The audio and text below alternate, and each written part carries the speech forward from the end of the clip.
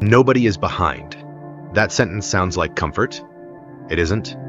It's a factual correction because behind requires a shared finish line and you don't have one. You never did. The version of adulthood you're measuring yourself against, house by this age, promotion by that age, marriage by this year, wasn't handed down by biology or law. It was assembled piece by piece out of other people's edited highlight reels. And you've been quietly grading yourself against a document that was never verified, never agreed to, and doesn't exist anywhere except in your own head. That's not a metaphor. That's literally the mechanism every time your chest tightens at someone else's milestone. And if that's true, and it is, then the real question isn't how do I catch up? It's why did I ever believe there was a race to begin with?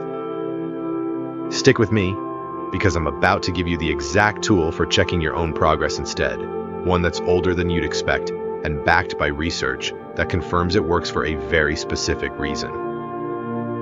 Here's the mechanism itself, plainly. Your brain doesn't measure progress in absolute terms. It measures it relative to whatever example is closest and most visible in that moment.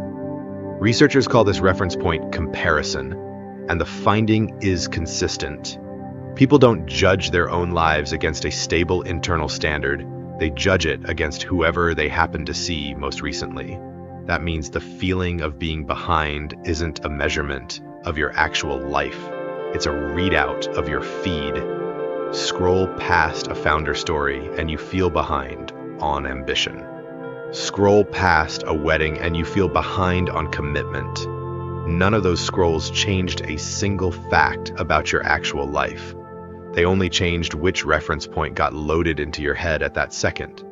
This isn't a new problem, even though it might feel like one. Marcus Aurelius, the Roman emperor, kept a private record for exactly this reason nearly 2,000 years ago.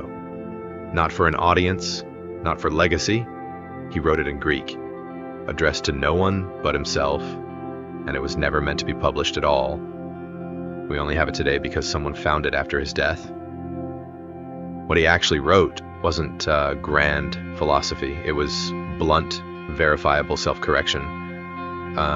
What he'd actually done that day, where he'd slipped, what had genuinely gone right, checked against how he felt, not the other way around.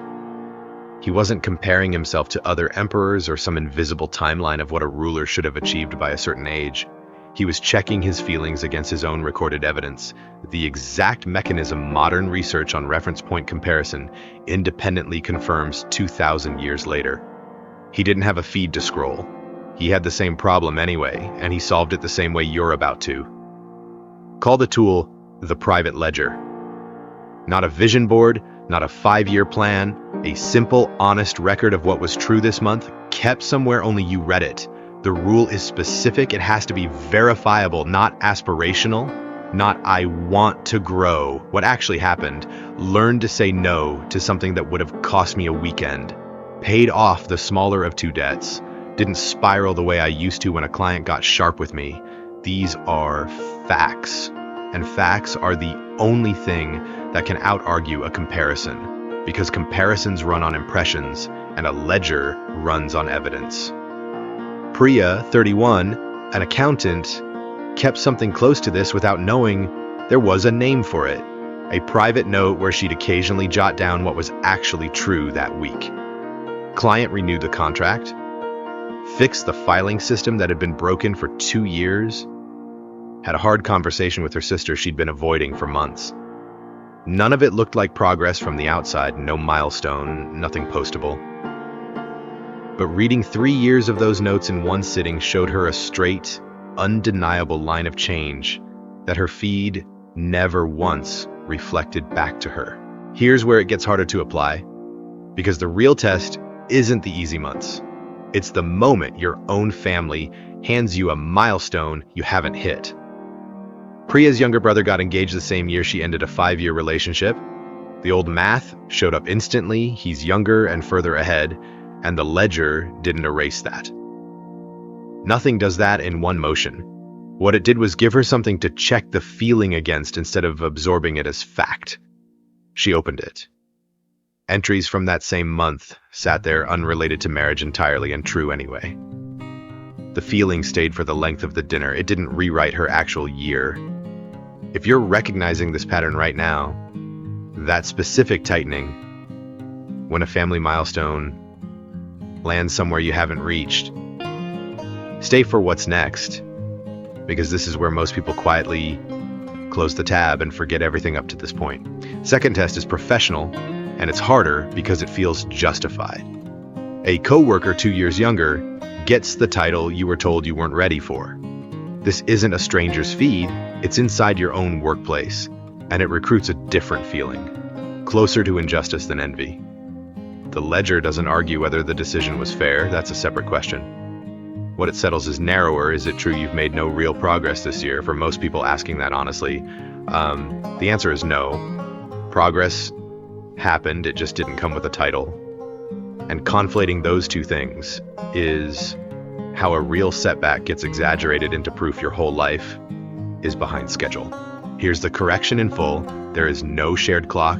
There was never a document. The dates you're grading yourself against were built entirely from other people's edited outcomes, never their setbacks, never their unglamorous years, never the version of them also doing this exact math at night.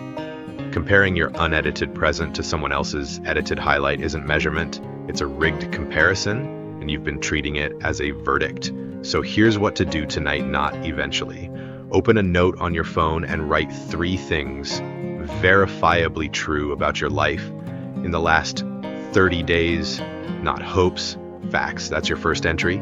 Add to it once a week, 30 seconds, nothing more. Next time someone's milestone lands in your feed or across your dinner table, don't argue with the feeling. Open the ledger and read the evidence against it. If this shifted something, subscribe. The next one goes further into what happens once you stop measuring your life on a clock nobody built for you. There was never a race. There's only your own ledger, and it's the only measurement that was ever true.